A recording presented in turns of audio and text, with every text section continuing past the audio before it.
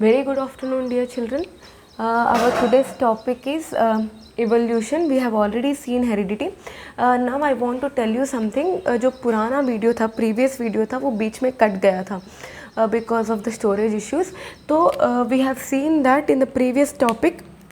Last topic वो mutations में cut हो गया था. जनरली क्या होता है, कोई भी character like the DNA is carried from one generation to another generation. एक जनरेशन से दूसरे जनरेशन में DNA कैरी फॉरवर्ड होता है through their parents to the offspring, then from the parent to the offspring. ठीक है, तो इसीलिए हमारे जो कुछ कैरेक्टर्स हैं वो हमारे पेरेंट्स को रिजेंबल करते हैं. But sometimes what happen, if any changes occur in the structure of DNA, तो हम उसको कहते हैं म्यूटेशन. ठीक है, तो हम उसको कहते हैं म्यूटेशन. अगर ये म्यूटेशन बहुत ही माइनर हो, एक कहीं पे एडेनिन चेंज हो रहा है या फिर थाइमिन DNA के स्ट्रक्चर में चेंज हो रहा है, तो उतना फ़र्क नहीं पड़ता है. But sometimes these mutations they bring about considerable change. Considerable change मतलब उस चेंज से फिज़िकल अपीयरेंस में फ़र्क पड़ सकता है, या फिर बॉडी जो नॉर्मली फंक्शन कर रहा है उस फंक्शनिंग में भी फ़र्क पड़ता है. तो ऐसे ही म्यूटेशन का एक एग्जाम्पल है sickle cell anaemia. Sickle cell anaemia. तो इस सिकल सेल एनीमिया में क्या होता है, 6th पोजीशन वो generally, let me tell you one thing. तो यहाँ पे सिकल सेल एनीमिया में क्या होता है, जनरली जो हीमोग्लोबिन बॉडी में प्रेजेंट रहता है, haemoglobin is nothing but protein. ठीक है, तो वो ऑक्सीजन को कैरी करता है और वो नॉर्मली सिलेंड्रिकल शेप में, कॉइन के शेप में रहता है. ठीक है, तो अगर सिकल सेल एनीमिया इस यहाँ पे म्यूटेशन होने की वजह से DNA में जो प्रोटीन फॉर्म होना चाहिए, जो अमीनो एसिड फॉर्म होने चाहिए, वो नहीं फॉर्म होता है वहाँ पर. तो इसीलिए ये जो नॉर्मल शेप दिख रहा है ये चेंज होकर सिकल में बदल जाता है ऐसे. Generally this is the structure of hemoglobin, this is how it looks. Okay, but यहाँ पे म्यूटेशन होने की वजह से इसका शेप चेंज हो गया. किसका? हीमोग्लोबिन का. हीमोग्लोबिन पता है क्या करता है, वो ब्लड में रहता है और हमारे बॉडी में ऑक्सीजन कैरी करता है जब हम लोग ब्रीथ इन करते हैं. ठीक है, तो यहाँ पे जब उसका स्ट्रक्चर या फिर शेप चेंज हो गया, तो now it doesn't has the capacity to carry the oxygen and supply to the different cells which are present in the body. If it does not carry oxygen, so will the human beings they may feel suffocated and they may even die. ठीक है, तो यहाँ पे mutation का evolution के साथ क्या connection है. जनरली जब एक म्यूटेशन भी रिस्पॉन्सिबल है इवोल्यूशन के लिए, जो भी इवोल्यूशनरी चेंजेस हो रहे हैं बहुत सारे जनरेशन्स में, तो म्यूटेशन भी एक कैरेक्टर है, रिस्पॉन्सिबल है इवोल्यूशन के लिए. ये Darwin's theory of natural selection में मेंशन किया गया है. Now let's continue further about the evolution. So evolution is nothing but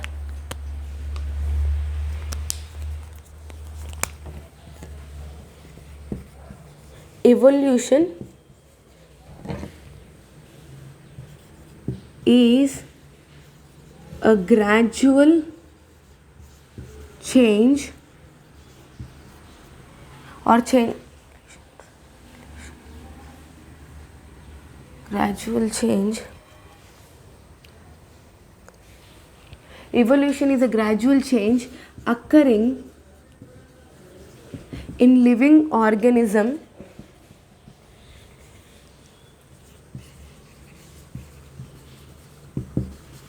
over a long duration.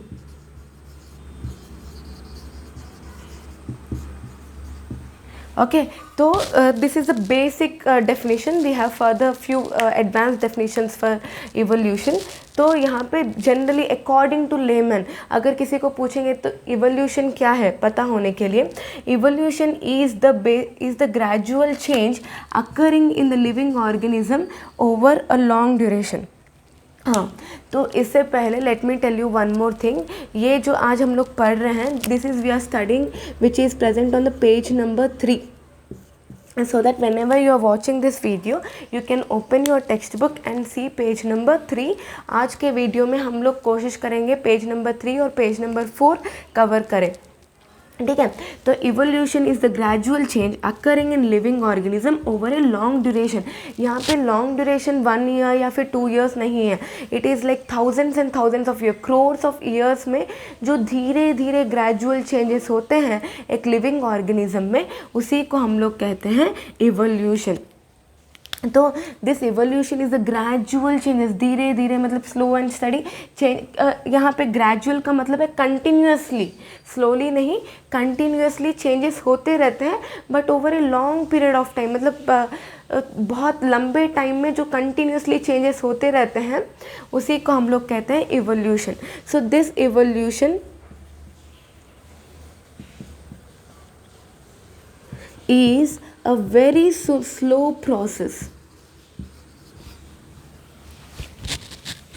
Evolution is a very slow process, मतलब ये बहुत ही धीरे से होते रहेगा, बहुत ही स्लो प्रोसेस है. It is achieved during the long duration of time. It will take a lot of time period, crores of years लग जाते हैं इवोल्यूशन होने के लिए, ठीक है. You will see when I will explain further. Evolution is the gradual change occurring in living organism over a long duration of time. Evolution is a very slow process, मतलब बहुत ही धीरे धीरे इवोल्यूशन होता है. And apart from this, you should know the changes which are taking place during the formation of stars, different stages जो include होते हैं. हम लोगों ने 8th स्टैंडर्ड में पढ़ा था, ठीक है. There were different stages involve in the formation of star. Red giant stage था या फिर सुपर जायंट स्टेज था. तो the changes which or the stages involved or the changes involved during the formation of stars, planets and earth surface में जो changes होते हैं during the course of time, या फिर बायोस्फीयर मतलब लाइफ, जो अर्थ के ऊपर जो लाइफ पॉसिबल है, लाइफ में जो चेंज होते हैं, लिविंग और लाइफ में यहाँ पे मतलब है लाइफ में यहाँ पे मतलब है लिविंग ऑर्गेनिजम्स में जो कंटिन्यूस चेंजेस होते हैं, ये सारे स्टडी ऑफ एवोल्यूशन के अंदर आते हैं. हम लोग सोचते हैं इवोल्यूशन इज़ नथिंग बट जो ग्रेजुअल चेंजेस हो रहे हैं सिर्फ लिविंग ऑर्गेनिजम्स में ही हो रहे हैं और वही सिर्फ हम लोग इवोल्यूशन में पढ़ रहे हैं. ऐसा नहीं है. अगर कोई यहाँ पे स्पेस में जब हम लोग देखते हैं स्टार्स में चेंजेस होते हैं, प्लैनेट्स में चेंजेस होते हैं, हमारा प्लैनेट जो अर्थ है, अर्थ सरफेस में अगर कोई चेंजेस हुए या फिर अर्थ के बायोस्फीयर में, अर्थ के लिविंग ऑर्गेनिजम्स में कोई चेंजेस होते हैं, वो सारे ही स्टडी ऑफ इवोल्यूशन के अंदर ही आते हैं. As of now I am teaching science to biological sciences हम लोग पढ़ रहे हैं, इसीलिए हम लोग लिविंग ऑर्गेनिजम्स में जो चेंजेस होंगे और ये इवोल्यूशन का बेसिक कॉन्सेप्ट जो होगा वो ही हम लोग यहाँ पे देखेंगे. ओके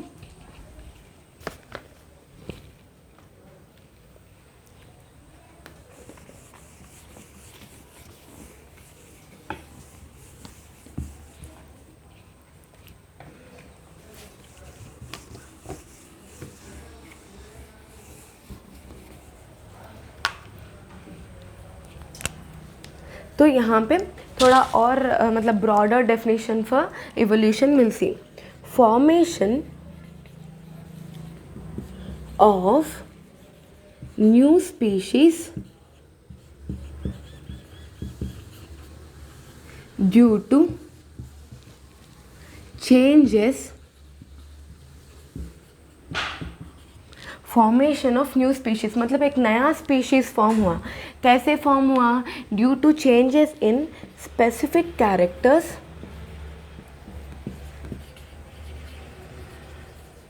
एक ऑर्गेनिज्म था, उसके कुछ कैरेक्टर्स थे, वो कैरेक्टर्स चेंज होते गए. ऐसे ही मतलब रातों रात कैरेक्टर्स चेंज होते हैं या 1 ईयर में कैरेक्टर चेंज हो जाएगा क्या? नहीं. Formation of new species due to changes in specific characters for several generations. मतलब नियरली 20, 30 या फिर 40 जनरेशन या फिर 50, हंड्रेड्स ऑफ जनरेशन में धीरे धीरे कैरेक्टर चेंज होकर for several generations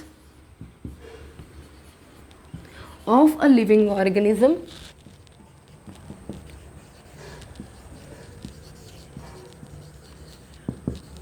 is evolution। तो यहाँ पे थोड़ा वाइडर डेफिनेशन दिया है। एवोल्यूशन क्या है? एक नया स्पीशीज़ फॉर्म होना एवोल्यूशन है, ठीक है। तो ये नया स्पीशीज़ कैसे फॉर्म हो रहा है? Due to changes in characters, ठीक है। कोई भी कैरेक्टर, कोई भी लिविंग ऑर्गेनिज्म का अगर कैरेक्टर स्पेसिफिक, पर्टिकुलर, स्पेसिफिक मतलब पर्टिकुलर, ठीक है, कोई भी पर्टिकुलर कैरेक्टर चेंज होते जा रहा है बहुत जनरेशन्स के लिए, सेवरल जनरेशन्स के लिए, of living organism is evolution. जैसे चिंपैंजी एक स्पीशीज़ है और ह्यूमन बीइंग एक स्पीशीज़ है, ऐसे कहा जाता है कि humans have been evolve from chimpanzees, ठीक है, ये तो पता है। तो जब हम लोग चिंपैंजी को ऑब्जर्व करते हैं, उसके तो स्किन पे जो भी है बहुत सारे बाल होते हैं, तो ऐसे थाउजेंड्स ऑफ जनरेशन्स में उसके इस बालों के कैरेक्टर में, स्किन के कैरेक्टर में चेंजेस हुए। जो बाल थे वो कम होते गए, कम होते गए, कम होते गए, बहुत कम होते गए, एंड देन ऐसे सेवरल जनरेशन तक उस स्पेसिफिक कैरेक्टर में चेंजेस आते गए, ठीक है। उससे न्यू स्पीशीज़ कौन? हम ह्यूमंस फॉर्म हुए, मैन फॉर्म हुआ। तो अभी हमारे ऊपर भी बाल है, लेकिन इतने बाल हैं कि जितने चिंपैंजी के ऊपर हैं नहीं। तो यहाँ पे new species human being form हुआ। तो उसी कंप्लीट प्रोसेस को हम लोग क्या कह रहे हैं? इवोल्यूशन कह रहे हैं। I hope you people are understanding. Form फिर से देखो, formation of new species form हुआ, ठीक है। कैसे फॉर्म हुआ? Due to changes in specific characters. कुछ पर्टिकुलर स्पेशल नहीं, कुछ पर्टिकुलर कैरेक्टर्स जो थे, जैसे स्किन हो गया, जैसे बैकबोन का स्ट्रक्चर हो गया, ऐसे कैरेक्टर्स में चेंजेस हुए। कैसे चेंजेस? मतलब एक ही दिन में चेंज हुआ क्या? नहीं, the changes have been taken place for several generations. बहुत thousands and thousands of generations में धीरे धीरे चेंज होता गया। For several generations of living organism, कोई भी लिविंग ऑर्गेनिज्म हो सकता है यहाँ पे, is nothing but evolution. Now let's continue further. Evolution कैसे हुआ था? ओके, और थोड़ा डिटेल में देखते हैं। तो यहाँ पे पीक इन हिस्ट्री कहकर टेक्स्ट बुक में तुम्हारे साइड में बॉक्स दिया गया है। तो पीक इन हिस्ट्री में वो क्या देख रहे थे, क्या कह रहा है? डिफरेंट, मतलब Many philosophers and religious scholars have written their views about formation of life। बहुत सारे religious scholars जो हैं, philosophers जो हैं, जैसे प्लेटो हो गया, Aristotle, these were nothing but philosophers। और religious scholars जो भी, मतलब एक रिलीजन के जो भी स्कॉलर्स रहते हैं, वेदर हिंदुइज़म और बुद्धिज़्म और जैनिज़्म वॉटएवर, ठीक है। तो उन्होंने क्या दिया है? This seems to be thorough discussion. उन्होंने बहुत थरो डिस्कशन, एलैबोरेट डिस्कशन उन्होंने किया कि यूनिवर्स कैसे फॉर्म हुआ, प्लैनेट्स कैसे फॉर्म हुए, और हर एक ट्रेडिशन का, हर एक कल्चर का अलग अलग उन्होंने उनके राइटिंग्स और उनके स्क्रिप्चर्स देखने के लिए मिलते हैं। हिंदुइज़्म में अलग फॉर्मेशन ऑफ यूनिवर्स के बारे में दिया गया है, चाइनीज़ में अलग फॉर्मेशन है, क्रिश्चियनिटी में अलग फॉर्मेशन है, ग्रीक फिलॉसफी में अलग फॉर्मेशन ऑफ यूनिवर्स के बारे में दिया है। हमारे इंडियन कॉन्टेक्स्ट में प्लैनेट्स कैसे फॉर्म हुए, उनको गॉड्स के नाम देना, एंड अपार्ट फ्रॉम दैट पंच महाभूता के बारे में मेंशन किया है। पंच महाभूता is nothing but 5 elements of life कहते हैं, ठीक है। 5 एलिमेंट जैसे पृथ्वी, वायु, जल, आकाश और अग्नि, ये सारे तत्व मिलकर ह्यूमन बॉडी फॉर्म हुआ है। ये सब देखने के लिए मिलता है, ठीक है। So there is a lot of, मतलब बहुत सारे, जैसे जैसे टाइम होते गया वैसे वैसे नए नए थीरीज एवोल्यूशन के लिए आते गए। Now you need to understand basic earth के ऊपर क्या हुआ होगा, ठीक है। जैसे शुरू में जब अर्थ फॉर्म हुआ था, लाइफ कैसे फॉर्म हो गई?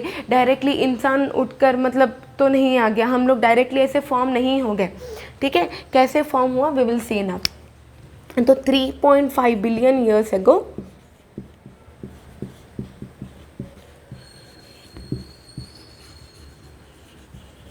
3.5 बिलियन ईयर्स एगो अर्थ के ऊपर लाइफ वॉज नॉन एग्जिस्टेंट। कोई लाइफ नहीं था, कोई लिविंग ऑर्गेनिज्म प्रेजेंट नहीं था।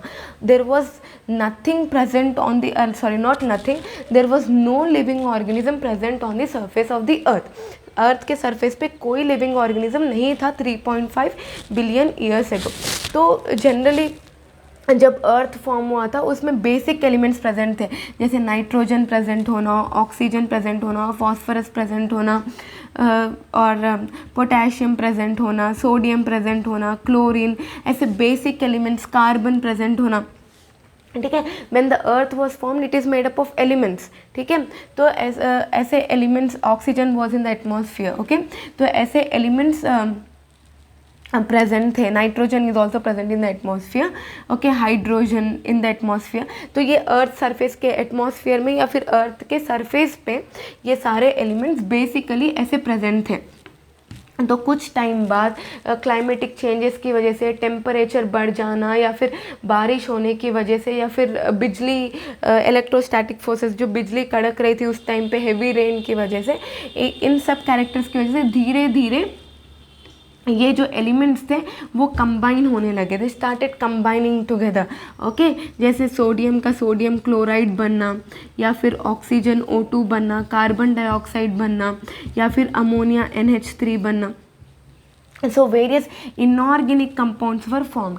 धीरे धीरे क्या हो गया, ये तो इनऑर्गेनिक कंपाउंड्स है, ऑर्गेनिक कंपाउंड्स बनना शुरू हो गए, जैसे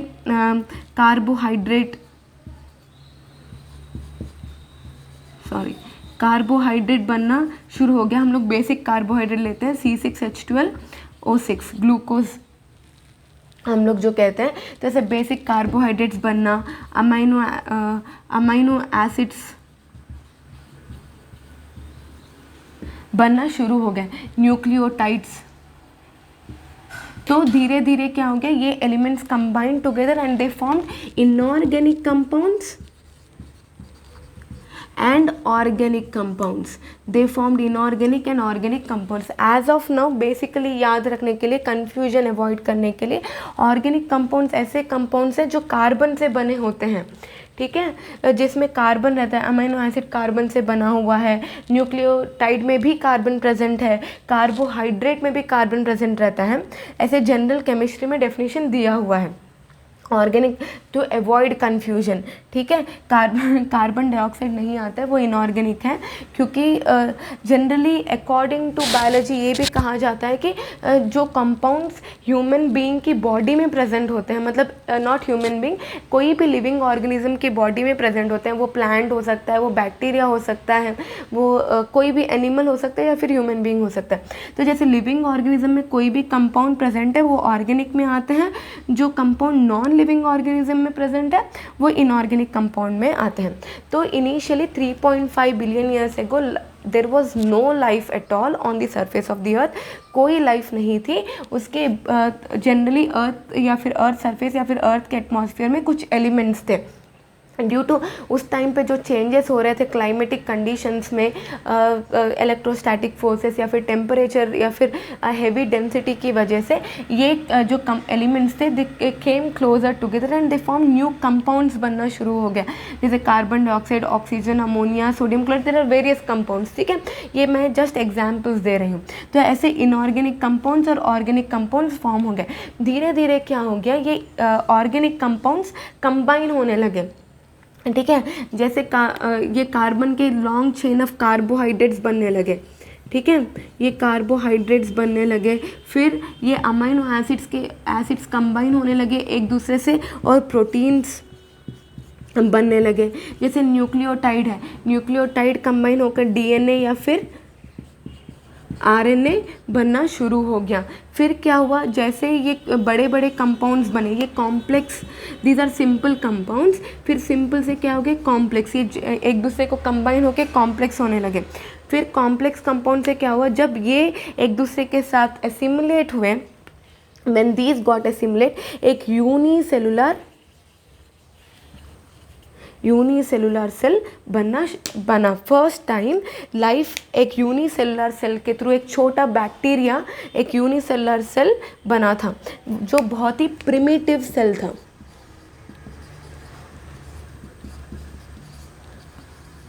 ठीक है, समझ में आ रहा है? I think, I hope you people are understanding. 3.5 billion years ago there was no life present on the surface of the earth.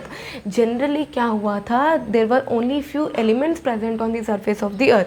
As per time pass thousands of years लगे, फिर ये एलिमेंट्स कंबाइन हुए और compounds form होने लगे, inorganic compounds और organic compounds. फिर ये inorganic and organic compound they started assimilating together and they formed complex compounds like proteins, nucleic acids.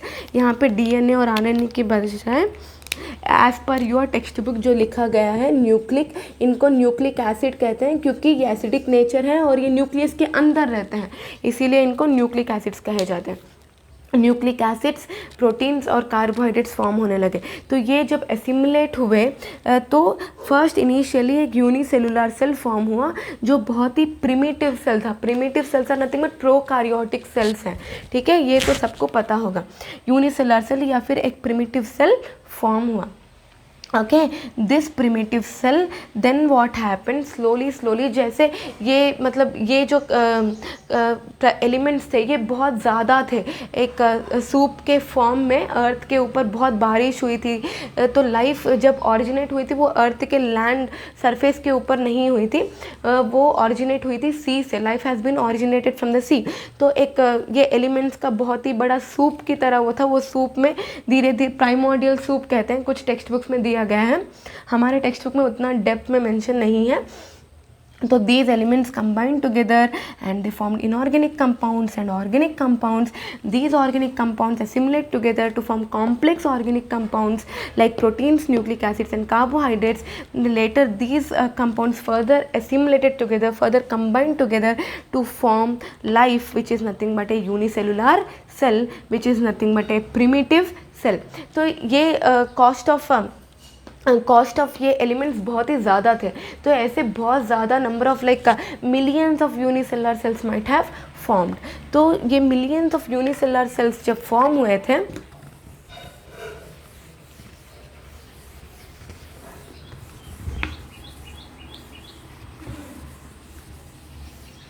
so when these millions of unicellular cells might have formed, few cells have similarities. ठीक है, कुछ sales थे वो same थे, similar थे, और कुछ cells and few were different. ठीक है, कुछ सेल्स क्या थे वो सेम थे, सिमिलर थे, और कुछ सेल्स में कुछ डिफरेंसेस थे. सभी सेल्स जो फॉर्म हुए थे वो same type of cells form नहीं हुए थे, दे हैव डिफरेंसेस. जैसे लेट्स से पैरामीशियम भी हुआ होगा, यूग्लिना भी, no this paramecium and euglena developed cells advanced है, but initially primitive prokaryotic cells archaebacteria form हुए थे जो एडवर्स कंडीशंस में सर्वाइव होते थे. ज़्यादा सॉल्ट कॉन्सेंट्रेशंस में, हाई टेम्परेचर्स में ये सर्वाइव होते थे. ऐसे टाइप ऑफ आर्की बैक्टीरिया उस टाइम पे फॉर्म हुए थे. तो these few cells have similar, कुछ सेल्स जो सिमिलर थे, कुछ सेल्स डिफरेंट थे, सभी सेल्स सेम नहीं थे.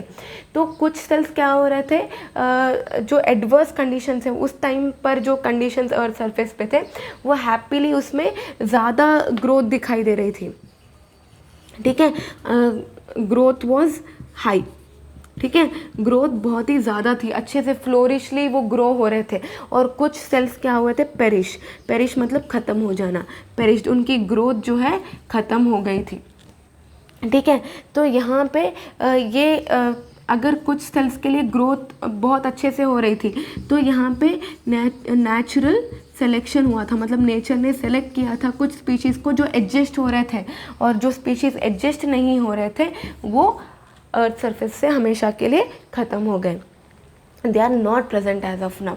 जैसे डायनासोर था वो बहुत ही बड़ा था.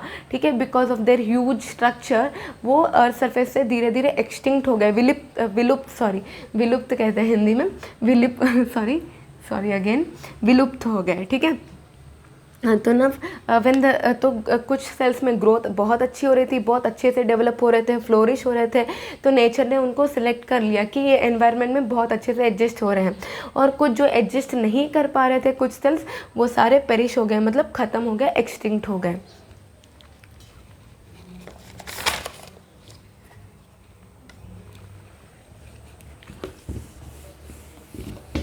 So because of this evolution,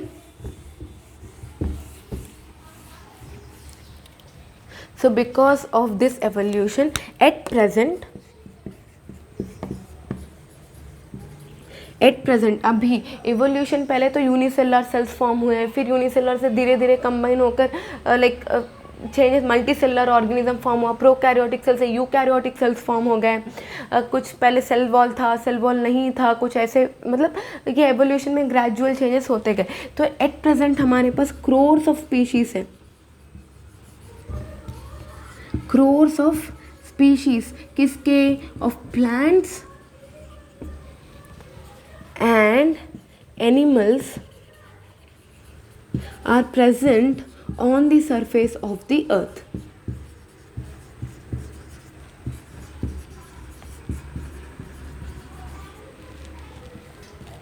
Surface of the earth, crores of species present है सरफेस ऑफ द अर्थ के ऊपर, मतलब वो प्लांट के स्पीशीज़ हो या फिर एनिमल के स्पीशीज़ हो। अगर हम लोग एनिमल स्पीशीज़ की बात कर रहे हैं तो पहले इनिशियली मतलब एनिमल के जो स्पीशीज़ थे तो वो कैसे फॉर्म हुए होंगे, they made be single cellular, single cell से मल्टी सेलुलर, मल्टी सेलुलर से जो हमारा अभी ह्यूमन फॉर्म है, we will also come under animals only, ठीक है। हम लोग प्लांट नहीं है, हम लोग एनिमेलिया, किंगडम एनिमेलिया में ही हम लोग आते हैं, ठीक है। तो अभी तो क्रोर्स ऑफ स्पीशीज़, अगर एनिमल्स की बात की जाए तो वो एनिमल्स में इतनी डाइवर्सिटी देखने के लिए मिलती है, डाइवर्सिटी मतलब वेराइटी, ठीक है। एक ही टाइप ऑफ एनिमल नहीं है, डॉग भी है, कैट भी है, रैट भी है, राइनोज भी हैं, तो लॉयंस भी है, टाइगर्स भी हैं, पैंथर्स भी हैं, स्क्विरल्स हैं, लिजर्ड्स हैं, गार्डन लिजर्ड्स हैं, कैमेलियंस हैं, तो बहुत सारे we will see lot of enormous diversity. Lizards में भी हमको वैरायटी देखने के लिए मिलती है, कोई कुछ ब्लैक होती हैं, कुछ वाइट, मतलब वाइट नहीं बट या few lizards might be white and few are like yellowish in colour और फॉन इन कलर, ओके। तो ये हम लोगों को मतलब बहुत सारी डाइवर्सिटी देखने के लिए मिलता है एनिमल्स में।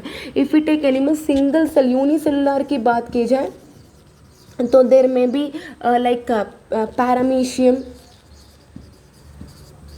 पैरामीशियम या फिर amoeba, very best example amoeba, ये सिंगल सेल्ड एनिमल्स में आते हैं, ठीक है। फिर हम लोग मल्टी सेलुलर एंड अच्छे से डेवलप्ड, मतलब इनसे धीरे धीरे एवोल्यूशन में चेंजेस होकर हम लोग पहले ही शुरू में multi cellular man was not formed.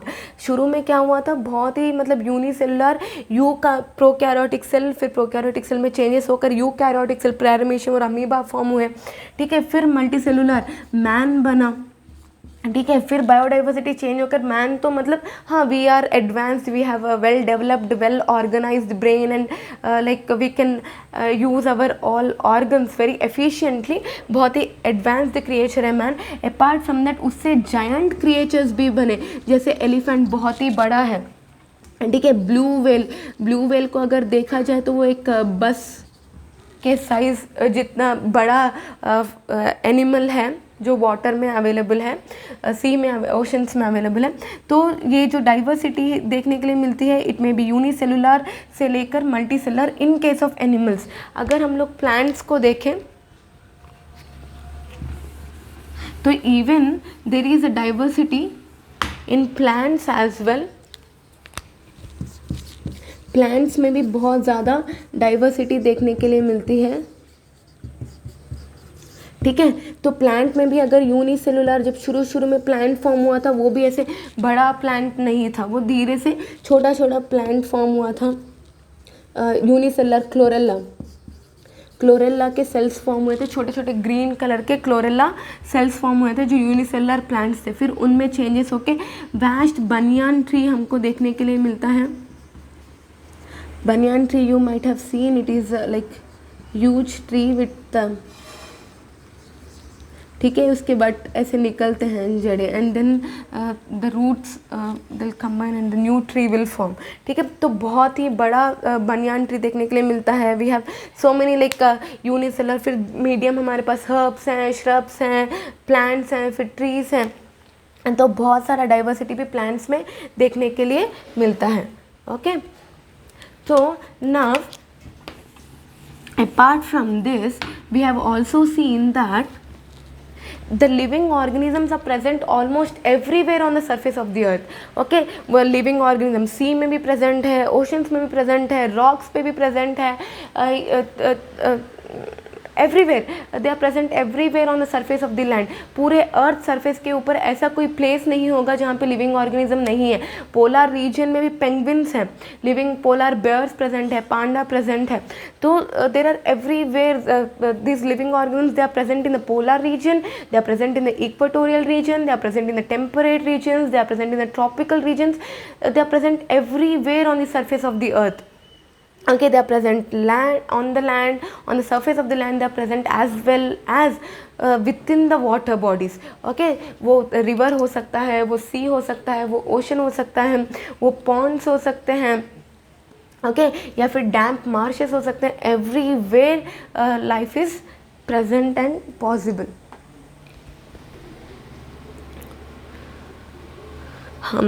तो so humans have okay, so they are present on all the places like air, water, land, rock, etc. Everywhere they are present. Now let's continue. So these human beings have been showing curiosity. ठीक है, मतलब human का nature curious होता है कि हम ये भी पढ़ें, वो भी पढ़ें और कुछ मतलब ज़्यादा सीखें.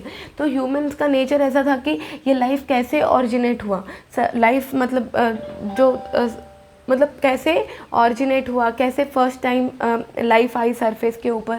सो देर वॉज क्यूरियोसिटी.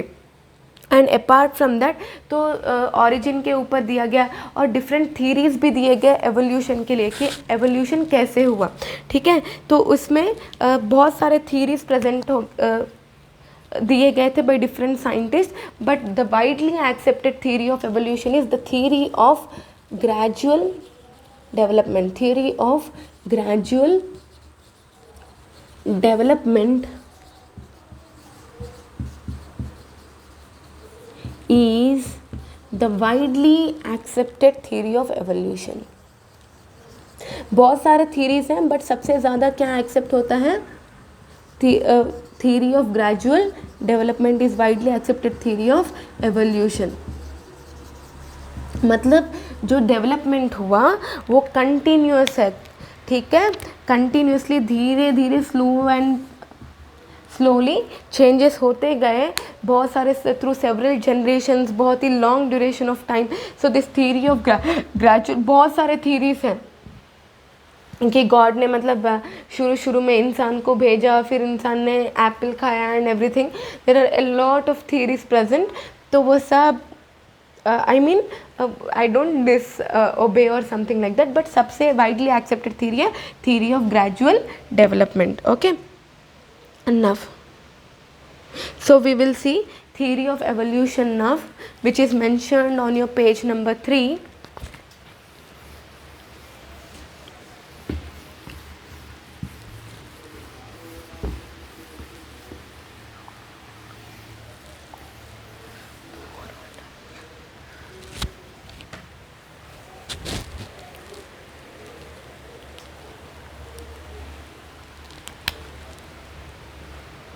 Okay.